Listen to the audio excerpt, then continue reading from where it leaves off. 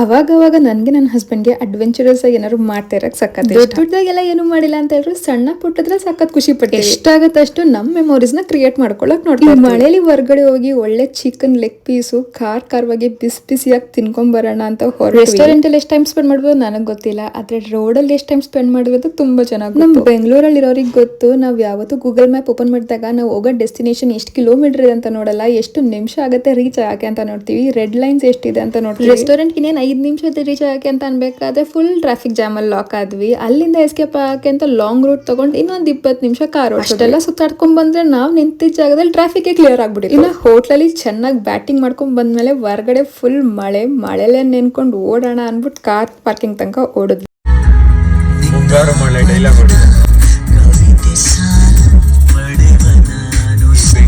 ಬೆಂಗಳೂರು ಮಳೆ, ಈ ಬೆಂಗಳೂರು ಟ್ರಾಫಿಕ್ ಹುಚ್ಚ ಆಗ್ಬಿಟ್ಟಿದೀನಿ ಕಣ್ರಿ.